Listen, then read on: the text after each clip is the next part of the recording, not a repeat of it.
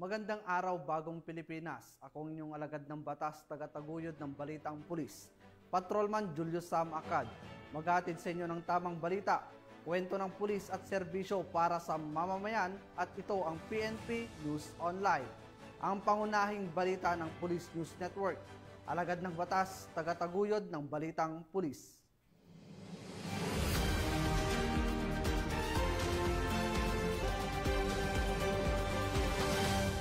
Narito ang mga balitang dapat niyong abangan. Tinatayang 6.8 milyong pisong halaga ng shabu nasamsam mula sa isang high-value target sa Marawi City. Pasaherong kararating lamang sa bansa mula Dubai, inaresto dahil sa may kabinbin na kaso. At 2 individual arestado ng PNP-ACG sa iligal na pagbebenta ng ATM card online.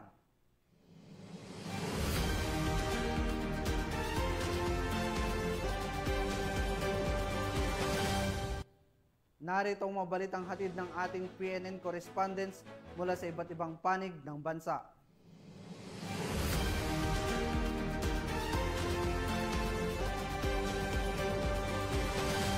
Simulan natin ang balita mula sa bahagi ng Luzon.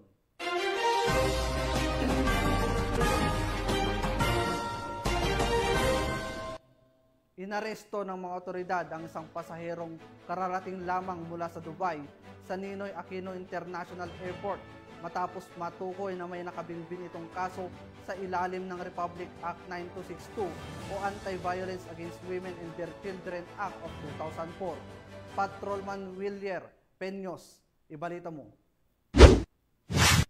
Isang 45 anyos na lalaki na residente ng Parañaque City ang inaresto ng pinagsanib puwersa ng Philippine National Police Aviation Security Group at ng Manila Police District matapos siyang dumating sa bansa nitong Hunyo 11 sakay ng isang international flight mula pa sa bansang Dubai. Ayon sa Bureau of Immigration, ang pangalan ng suspect ay lumabas na may umiiral itong warrant of arrest sa kanilang system na inisyu ng Pasay City Regional Trial Court. Ang kaso ay may kaugnayan sa paglabag sa Republic Act 9262 o ang Anti-Violence Against Women and Their Children Act. Ang batas na ito ay layong protektahan ang kababaihan at mga bata laban sa anuman uri ng karahasan. Ang suspect ay may nakatakdang piyansa sa halagang 72,000 para sa naturang kaso. Kaagad na nakipag-ugnayan ang mga otoridad ng NAIA Police Station 3 sa warrant section ng Manila Police District upang tiyakin na maayos maipatupad ang warrant. Wala namang naiulat na kaguluhan sa mismong pag-aresto. Sa ngayon, nasa kustodiya na ng Intelligence and Warrant Section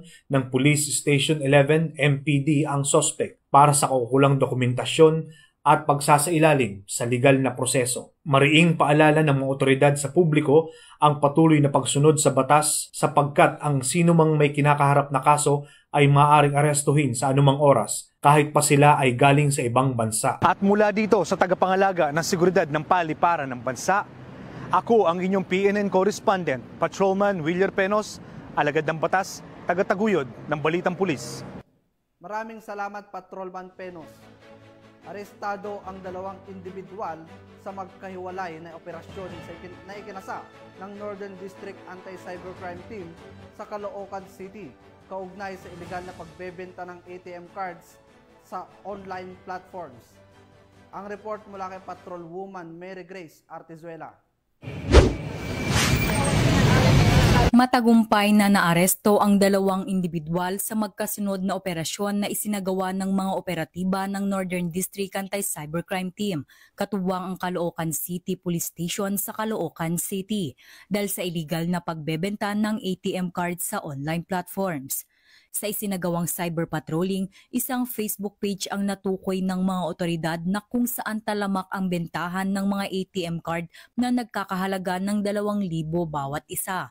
Agad nakipagtransaksyon ang mga otoridad sa mga suspect na nagresulta sa kanilang pagkakaaresto. Nasasangkot ang mga naarestong suspect sa paglabag sa SIM Registration Act at Anti-Financial Account Scamming Act o AFASA, parehong may kaugnayan sa Cybercrime Prevention Act of 2012. Ito ay mariing ipinagbabawal ng ating batas dahil maaaring magamit ang kanyang personal information sa panloloko at pang-i-scam ng mga cyber criminals.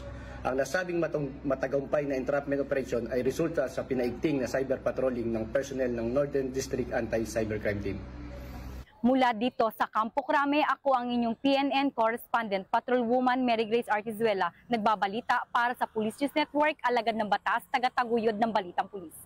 Maraming salamat, Patrolwoman Artizuela. Timbog ang isang lalaki sa Valenzuela City matapos isilbi ng mga otoridad ang warrant of arrest laban sa kanya kaugnay sa kasong lascivious conduct. Yan ang tinutukan ni Patrolwoman Glazel Ann Esperanza. Inaresto ng mga operatiba ng Warrant and Subpoena Section ng Valenzuela City Police Station ang isang most wanted person dahil sa kasong lascivious conduct sa ilalim ng Section 5B ng Republic Act 7610 o ang Special Protection of Children Against Abuse, Exploitation and Discrimination Act. Ang naarestong akusado ay isang 49 anyos na lalaki.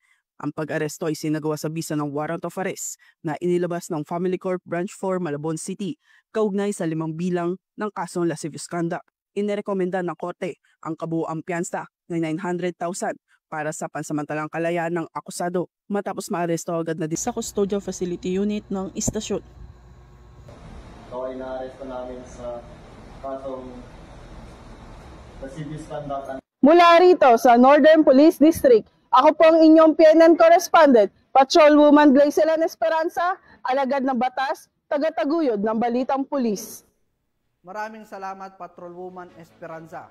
Pinatunayan ng Regional Mobile Force Battalion ng NCRPO ang kanilang dedikasyon at serbisyong publiko at ang swift and responsive public service matapos agad na makapagresponde sa dalawang magkahiwalay na insidente ng paghingi ng tulong mula sa mamamayan. Alamin ang iba pang detalye mula kay Patrolwoman Mariana Danica Bongo. Kailan ang direktiba ng Chief PNP, Police General Nicolas D. Torre III na 3-minute response time at agarang pagbigay ng police assistance. Pinatunayan ng mga personnel ng RMFB and CRPO ang kanilang dedikasyon sa paglilingkod sa mamamayan sa pamamagitan ng mabilis na pagtugon sa dalawang insidente. Sa unang insidente, habang nasa biyahe patungong NCRPO Camp Bagong Diwa, ang mga kapulisan na pinangunahan ni Police Captain Reinhardt Duladula at Police Lieutenant Christian Giro Spiricalde ay nakatanggap ng ulat mula sa mga pasaherong stranded matapos masira ng sasakyan dulot ng overheat. Agad silang kumilos upang itabi ang sasakyan sa mas ligtas na bahagi ng kalsada. Matapos ang koordinasyon sa Skyway Patrol Group para sa recovery ng sasakyan, isinakay ng RMFB personnel ang mga stranded na pasahero sa kanilang police vehicle at inihatid ang mga ito sa Ninoy Aquino International Airport, Terminal 3 at tiniyak na makakarating sila ng ligtas at naaayon sa kanilang flight. Nagbigay mensahe naman ang Force Commander ng RMFB and CRPO na si Police Colonel Celso M. Rodriguez. Aniya, pinasasalamatan niya ang mga personnel sa kanilang maagap at walang pag-iimbot na pagtulong sa mga na-stranded. Ang simpleng gawain ito ay may malalim na epekto sa komunidad at sumasalamin sa uri ng serbisyo na ating inaasahan at itinataguyod sa RMFB. Sa ikalawang insidente naman, habang naka-duty bilang police visibility ang mga personnel ng RMFB and CRPO na sina Police Executive Master Sergeant Jocelyn T. Bangayan, Patrolman Ricardio Felipe at Patrolwoman Miliana Pagirigan, ay agad na nagbigay ng tulong sa isang individual na may medikal na kondisyon sa Doña Soledad Avenue, Barangay Don Bosco, Parañaque. Dumating ang biktima na nakakaranas ng matinding pagkahilo, panginginig at paninigas ng mga kamay at daliri habang siya ay nakasakay sa kanyang motorsiklo. Agad na isinagawa ng mga pulis ang paunang lunas at nakipag-ugnayan sa barangay para sa agarang medikal na tulong. Ang biktima ay dinala sa ospital ng Parañaque sa tulong ng barangay ambulance. Ang mga pangyayaring ito ay patunay ng aktibong pakikiisa ng RMFB and CRPO sa AAA Policy Framework ni Police Major General Anthony A. Abrin, Regional Director ng NCRPO, na nagtatampok sa pagiging able, active at allied ng bawat pulis sa pagbibigay ng serbisyo publiko. Ang presensya at maagap na pagtulong ng RMFB and CRPO sa mga mamamayan ay nagpapakita ng kanilang pagsisikap na mapanatili ang kapayapaan at kaligtasan ng komunidad. Dahil sa bagong Pilipinas, ang gusto ng pulis, ligtas ka. Mula dito sa Regional Mobile Force Battalion ng NCRPO at sa pamumuno ng aming Force Commander na si Police Colonel Celso M. Rodriguez. Ako po ang inyong Police News Network Correspondent, Patrol Woman Bungo, alagad ng batas, tagataguyod ng balitang pulis. Maraming salamat, Patrol Woman Bungo. Nasabat ang mahigit 1 milyong pisong halaga ng shabu mula sa 2 suspect matapos ang matagumpay na buy-bust operation ng PNP sa Rodriguez, Rizal. Ang detalye ng report mula kay Patrol Woman GV Marie Famoso. Arestado ang 2 individual sa isang buy-bust operation na isinagawa ng Municipal Drug Enforcement Team ng Rodriguez MPS sa Barangay San Isidro, Rodriguez, Rizal. Kinilala ang mga sospek na sina alias Dindo, 42 anyos, high-value individual, at alias Jack, 29 anyos, kapwa residente ng nasabing barangay. Nasamsam sa operasyon ang tinatayang 162 na gramo ng hinihinalang shabu na nagkakahalaga ng 1,101,600 pesos, buy-bust money na 1,000 peso, 1,500 cash, digital weighing scale, isang pouch at mga ID ng sospek. Dinala ang mga sospek at ebidensya sa Rizal Provincial Forensic Unit para sa drug test at forensic examination. Kasalukuyang nakakulong ang mga sospek sa Rodriguez Custodial Facility at mahaharap sa kasong paglabag sa RA 9165. Patuloy ang Rizal PNP sa mas pinaigting na kampanya laban sa illegal na droga para sa mas ligtas at maayos na komunidad. Mula dito sa Calabarzon, ako ang inyong Police News Network Correspondent, Patrolwoman GV Marie Famoso, alagad ng batas, tagataguyod ng balitang pulis. Maraming salamat, Patrolwoman Famoso. Nagbalik loob sa pamahalaan ang isang miyembro ng Sectoral Front Organization sa Agoo, La Union bilang bahagi ng patuloy na kampanya ng pamahalaan laban sa insurhensya at terorismo. Nakibalita dyan si Police Corporal Mark Anthony Pico. Umalas sa isang grupong konektado umano sa Kilusan ang isang mangingisda mula sa Agoo, La Union matapos ang isinagawang pinagsanib na operasyon ng iba't ibang unit ng pulisya at mga opisyal ng barangay. Isinagawa ng 2nd La Union Provincial Mobile Force Company, katuwang ang Agoo Municipal Police Station, Tactical Support Company, RMFB-1, Regional Intelligence Division, Provincial Intelligence Team La Union, RIU-1, at La Union Provincial Intelligence Unit sa pakikipag-ugnayan sa mga opisyal ng barangay. Ang operasyong nagresulta sa voluntaryong pagkalas ni alias Bari, isang mangingisda sa grupong Timek Namnama Dagiti Babasit amang ngalap ti La Union. Sa isinagawang debriefing, sinabi ni alias Bari na gusto na niyang mamuhay ng tahimik at hindi na muling makisangkot sa anumang organisasyong konektado sa anumang kilusan. Pinirmahan rin ni alias Barry ang kanyang oath of allegiance bilang pagpapakita ng kanyang voluntaryong pagbabalik loob sa gobyerno. Ang seremonyang ito ay dinaluhan at nasaksihan ng mga barangay official at mga kinatawan mula sa nabanggit ng mga unit ng pulisya. Patuloy ang panawagan ng mga otoridad sa mga individual na kasapi o konektado sa mga rebeldeng grupo na magbalik loob na rin sa pamahalaan para sa kapayapaan at kaunlaran. Mula dito sa Ilocos Region, ako ang inyong PNN Correspondent, Police Corporal Mark Anthony Pico, alagad ng batas, tagataguyod ng balitang pulis. Maraming salamat, Police Corporal Pico. Hindi na nakapalagpa ang isang lalaki matapos mahuli sa sinagawang buy-bust operation ng mga otoridad sa San Jose del Monte, Bulacan. Tinutukan niya ni Patrolwoman Mildred Tawagon. Arestado ang isang lalaki sa kinasang buy-bust operation ng San Jose del Monte City Police Station sa Barangay Kaipian, San Jose del Monte City, Bulacan. Kinilala ni Police Lieutenant Colonel Edelmar G. Alviar, hepe ng nasabing istasyon na si alias TJ, 30 taong gulang, binata, walang trabaho at residente ng nasabing lugar. Dakong alas 6 ng gabi ng nasabing operasyon na nagresulta sa pagkakasabat ng hinihinalang shabu na may timbang na 15 gramo, na may standard drug price na humigit kumulang 102,000 pesos. Dinala sa San Jose del Monte Satellite Forensic Office ang sospek at mga ebidensya para sa drug test at laboratory examination. Kasalukuyang inihahanda ang kasong kriminal na isasampa laban sa kanya. Patuloy ang maigting na kampanya ng Bulacan PNP sa ilalim ng pamumuno ni Police Colonel Franklin Palasi Istoro Officer in charge ng Bulacan Police Provincial Office laban sa iligal na droga bilang bahagi ng kanilang layunin na panatilihin ang kapayapaan at kaayusan sa lalawigan. Mula dito sa Bulacan Police Provincial Office, ako ang inyong PNN Correspondent, Patrolwoman Mildred A. Tawagon, alagad ng batas, tagataguyod ng Balitang Pulis. Maraming salamat, Patrolwoman Tawagon. Nakiisang mga tauhan ng Ipasindayaw Cups sa pagsasagawa ng Oplan Balik Eskwela sa bayan ng Puntol, Apayao bilang bahagi ng kanilang suporta sa pagbubukas ng klase para sa school year 2025-2026. Yan ang balitang hatid ni Patrolwoman Jesly Sabado.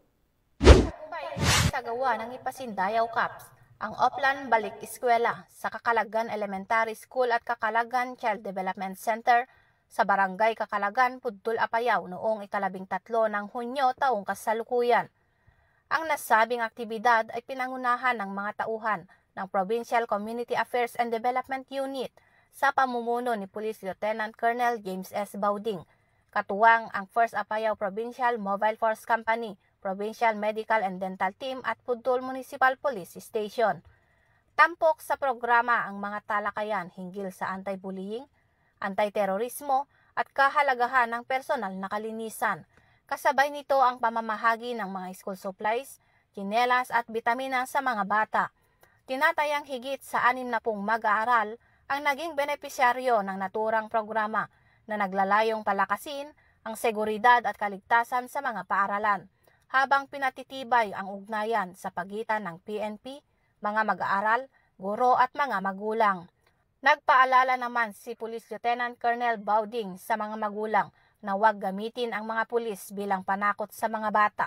Sa halip, dapat silang ipakilala bilang mga kaibigan at katuwang ng komunidad na laging handang tumulong. Nagpahayag din ng pasasalamat ang Apayao Police Provincial Office sa mga bukas palad na sponsors at stakeholders gaya ng GT Enterprises, Gamboa Dental Clinic, at ANA Ilocos Norte na naging bahagi ng tagumpay ng aktibidad. Patuloy na nagpapatunay ang PNP ng kanilang pangako sa pagbibigay ng ligtas, maayos at suportadong kapaligiran para sa pagkatuto ng bawat batang Pilipino. Mula dito sa probinsya ng Apayao, ako ang iyong Police News Network Correspondent, Patrolwoman Jesly Sabado, alagad ng batas, tagataguyod ng Balitang Pulis. Maraming salamat, Patrolwoman Sabado. Matagumpay na isinagawa ang isang meet and greet activity para sa mga miyembro ng District Advisory Group for Police Transformation and Development ng Eastern Police District sa isang simpleng seremonya na pinangunahan ni Police Brigadier General Aden Lagradante, District Director ng EPD. Nakatutok dyan si Patrolwoman Melin Lagwis. Ang Eastern Police District ay nagsagawa ng meet and greet sa mga miyembro ng District Advisory Group para sa mas matatag na ugnayan at makabuluhan ng transformasyon at pag-unlad sa buong distrito. Isang mahalagang pagtitipon ang isinagawa ng Eastern Police District kung saan formal na naganap ang meet and greet ng mga miyembro ng District Advisory Group for Police Transformation and Development or DAG-PTD. Pinangunahan ni Police Brigadier General Aden T. Lagradante, District Director ng Eastern Police District, ang mainit na pagtanggap sa mga kasapi ng advisory group na binubuo ng mga kinatawan mula sa iba't ibang sektor ng lipunan, kabilang na ang simbahan, akademya, negosyo, kabataan at media. Kasama din na dumalo sa nasabing aktibidad si Police Colonel Leonard L. Luna, DDDA at Chairman ng Technical Working Group at iba pang opisyales ng EPD. Layunin ng pagpupulong na ito na palalimin ang ugnayan ng kapulisan at ng komunidad sa pamamagitan ng pagbabahagi ng mga layunin, programa at inisyatibo tungo sa epektibong implementasyon ng PNP Patrol Plan 2030, isang hakbang para sa tunay at makabuluhan ng pagbabago sa hanay ng kapulisan. Binigyang diin ni Police Brigadier General Lagradante ang kahalagahan ng partisipasyon ng advisory group sa pagbibigay ng mga rekomendasyon at suporta sa mga reforma at inobasyon na isinusulong ng EPD. Samantala, Nagkaroon din ng pagkakataon ang mga miyembro ng DAG-PTD na ipakilala ang kani-kanilang sektor, layunin at maaring kontribusyon sa mga programa ng pulisya, lalo na sa larangan ng community engagement, public safety at good governance. Isang bukas at makabuluhan ng talakayan ang nagsilbing simula ng mas matatag na ugnayan sa pagitan ng Eastern Police District at ng komunidad na kanilang pinaglilingkuran upang mas makamtan ang pamayanang maunlad, ligtas at mapayapa. Mula dito sa Eastern Police District, ako ang inyong Police News Network correspondent, Patrolwoman Melin B. Loquias, alagad ng batas, tagataguyod ng Balitang Pulis. Maraming salamat, Patrolwoman Loquias. Tunghayan naman natin ang mabalita mula sa Visayas.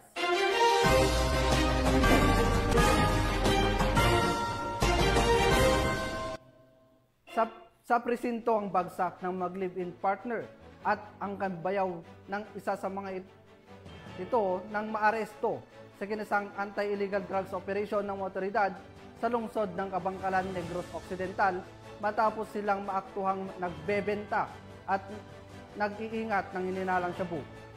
Magbabalita dyan si Patrolwoman Justin May Halyores. Tatlong katao, kabilang ang magka-live-in partner at bayaw nito, ang naaresto sa matagumpay na isinagawang drug buy-bust operation ng mga operatiba ng Kabangkalan Component City Police Station sa Purok Santa Cruz, Barangay Tagukon, Kabangkalan, Negros Occidental nito lamang 13 ng Hunyo taong kasalukuyan. Kinilala ni Police Captain Jolan G. Vinson, Deputy Chief of Police ng Kabangkalan CCPS, ang mga sospek na sina alias Francis, 44 anyos, alias Karen, 34 anyos at alias Joem na 25 anyos, pawang mga residente ng nasabing lugar. Ayon sa kapulisan, na-recover mula sa mga sospek ang 20 plastic sachet ng hinihinalang shabu, kabilang ang buy-bust item na may kabuuang bigat na humigit kumulang 35 gramo at may estimated standard drug price na 238,000 pesos. Bukod pa rito, nakuha rin ang 5 100 peso bill na marked money, karagdagang cash na 550 pesos, isang improvised glass tutor na may bakas ng hinihinalang shabu, digital weighing scale at iba pang non-drug items.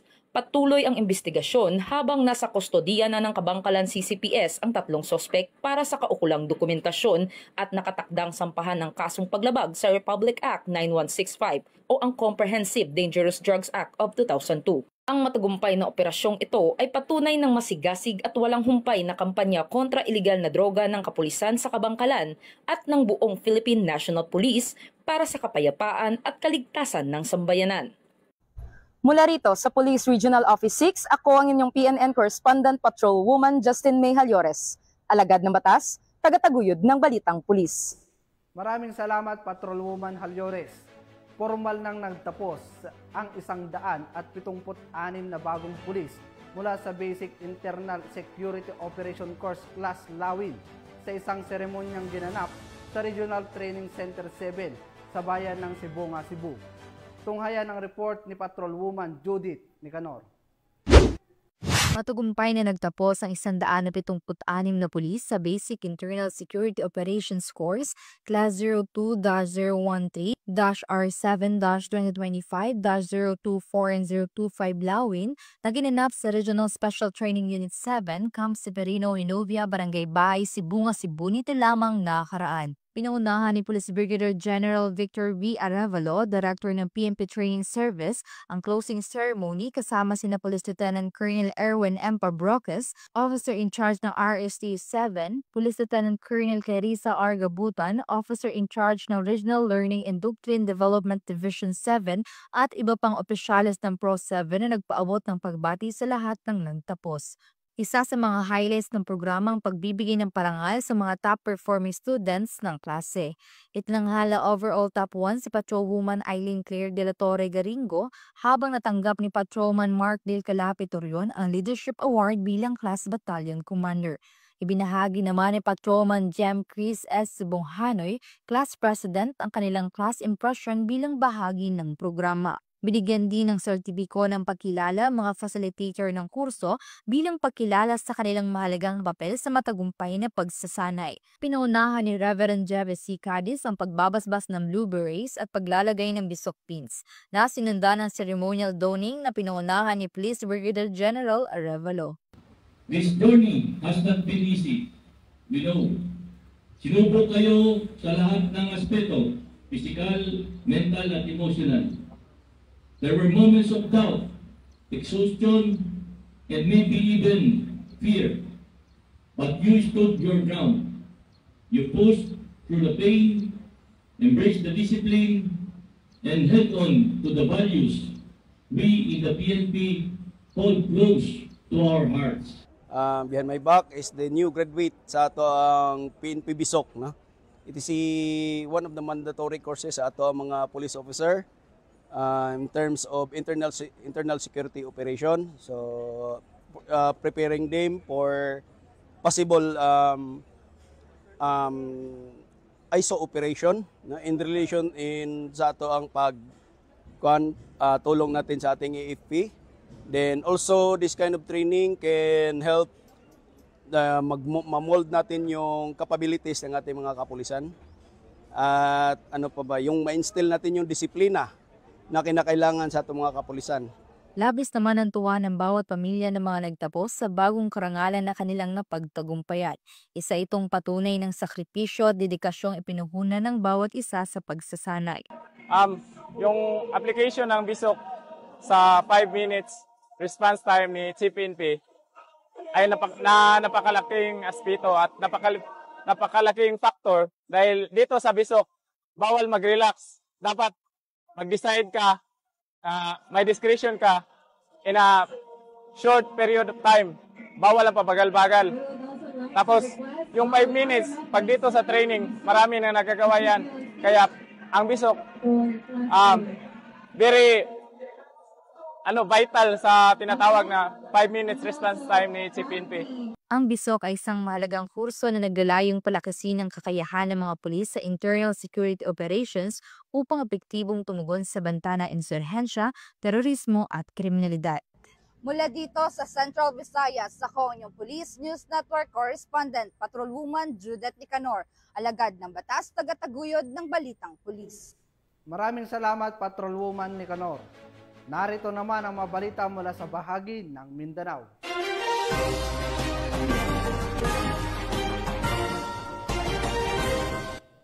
Sa isang matagumpay na operasyon ng mga pulisya kontra iligal na droga, nasamsam ang tinatayang 6.8 bilyong piso halaga ng shabu mula sa isang high-value target sa Marawi City. Patrolwoman Veronica Laggi sa report. Nasamsam ang tinatayang 6,800,000 pesos halaga ng shabu mula sa naarestong high-value target sa isang matagumpay na anti-illegal drug operation ng mga operatiba sa Barangay Lilod, Sadok, Marawi City nito lamang ika-10 ng Hunyo taong kasalukuyan. Kinilala ni Police Colonel Robert S. Daculan, Provincial Director ng Lanao del Sur PPO, ang suspect na si alias Menso na residente ng Barangay Bago Ingod, Ditsaan, Ramain, Lanao del Sur. Pinangunahan ng Lanao del Sur PPO ang naturang operasyon at nakumpiska ang 6 na knot-tied plastic bags na naglalaman ng pinaghihinalaang shabu at may tinatayang halagang 6,800,000 pesos, buy-bus money at isang Black Rusi 125 na motorcycle. Ang suspect ay kasalukuyang nasa kustodiya ng Marawi CPS para sa kakulang dokumentasyon at pagsasampa ng kasong paglabag sa Republic Act 9165 o Comprehensive Dangerous Drugs Act of 2002. Patuloy na nananawagan ang pamunuan ng Lanao del Sur PPO sa publiko na makipagtulungan sa mga otoridad sa pamamagitan ng pagbibigay impormasyon na makakatulong sa pagsugpo ng kriminalidad at iligal na droga sa rehiyon. Mula rito sa rehiyon ng Bangsamoro, ako ang inyong Police News Network Correspondent, Patrolwoman Veronica Laggi, alagad ng batas, tagataguyod ng Balitang Pulis. Maraming salamat, Patrolwoman Laggi. Walang takas ang isang newly identified drug suspect matapos madakip sa kinisang buy-bus operation ng mga operatiba ng pulisya sa Misamis Occidental. Narito ang detalye ng report mula kay Patrolwoman Riza Sahonya. Arestado ang isang newly identified drug suspect sa isinagawang joint buy-bust operation ng PIDEA Regional Office 10, katuwang ang mga kapulisan ng Plaridel Municipal Police Station sa Barangay Northern Poblacion, Plaridel, Misamis Occidental. Kinilala ni Police Captain Elric Palanas, officer in charge ng Plaridel Municipal Police Station, ang drug suspect na si alias June. Lalaki, 39 na taong gulang, walang trabaho at residente ng nasabing lugar. Sa ikinasang joint buy-bust operation ay nagresulta sa pagkakakumpiska ng mga pakete ng hinihinalang shabu na may bigat na 3 gramo at street value na tinatayang 20,400 pesos, isang cellphone at isang 1,000 peso bill na ginamit bilang buy-bust money. Ang suspect ay nahaharap sa kasong paglabag sa RA 9165 o Comprehensive Dangerous Drugs Act of 2002. Mula dito sa Northern Mindanao, ako ang inyong Police News Network correspondent, Patrolwoman Riza Sahonia, alagad ng batas, tagataguyod ng balitang pulis. Maraming salamat, Patrolwoman Sahonia. At para sa ating huling balita, kalaboso ang dalawang hinihinalang high-value individual sa kinasang matagumpay na buy-bust operation ng mga operatiba ng Philippine National Police sa Davao City, kung saan nakumpiska ang 10 gramo ng hinihinalang shabu. Patrolwoman Reyna Rose Disipulo sa report. High-value individual recidivist na sina alias Darwin at alias Payat matapos matagumpay na sinasagawang buy-bust operation mga operatiba ng mga police station at Davao City Police Office City Drug Enforcement Unit dakong alas 4:20 ng hapon nitong ika-13 ng Hunyo sa Purok 1B Lower Dampa, Barangay Magtuod, Davao City. Ayon kay Police Major Philip Dave A. Udin, officer in charge ng mga police station, nahuli sa aktong nagbenta mga suspect ng isang pirasong heat-sealed plastic sachet na naglalaman ng hinihinalang shabu na may timbang na 1 gramo at tinatay nagkakalagang 6,800 pesos sa isang undercover police na nagpapanggap na buyer. Agad nang inaresto ang mga suspect at nakuha mula sa kanila ang nakabuuhang higit kumulang 10 gramo ng shabu na nagkakahalaga na tinatayang 68,000 pesos. Harap ngayon ang mga suspect sa kasong paglabag sa Section 5 Sealing of Dangerous Drugs at Section 11 Possession of Dangerous Drugs ng Republic Act 9165 o Comprehensive Dangerous Drugs Act of 2002 at sa kasong paglabag sa RA 10591 o Illegal Possession of Firearms and Ammunition. Tagumpay na operasyon na ito ay patunay na patuloy na dedikasyon ng Davao City Police sa paglaban sa illegal na droga at pagpapanatili ng kaayusan at kapayapaan sa lungsod. Hinihikayat ng kapulisan ang pagkikiisa ng publiko sa pamamagitan ng pagbibigay ng impormasyon upang mapalakas pa ang kampanya kontra droga. Sa tulong ng komunidad at mga ahensya ng gobyerno, ang Davao City ay mananatiling ligtas at maayos na tirahan para sa lahat. Dito sa Police Regional Office 11, ako ang inyong PNN correspondent, Patrolwoman Reyna Rose Disipulo, alagad ng batas, tagataguyod ng balitang pulis. Maraming salamat, Patrolwoman Disipulo. At yan ang mabalitang nakalap ng ating PNN correspondents mula Luzon, Visayas at Mindanao. Sa ngalan ng pamunuan ng Philippine National Police, sa pangunguna ni PNP Chief Police General Nicolas Torre III at sa pamumuno ni President Ferdinand Bongbong Marcos Jr., kami ay maglilingkod sa bawat Pilipino at magbibigay ng tama at balanseng balita dahil dito sa bagong Pilipinas ang gusto ng pulis, ligtas ka. Mula rito sa tanggapan ng tagapag-ugnay ng pambansang pulisya at sa pamumuno ng aming direktor na si Police Brigadier General Marvin Joe Saro, ako ang inyong alagad ng batas, tagataguyod ng balitang pulis, Patrolman Julius Sam Acad. Mag-aatid ng tamang balita, kwento ng pulis at serbisyo para sa mamamayan at ito ang PNP News Online, ang pangunahing balita ng Police News Network.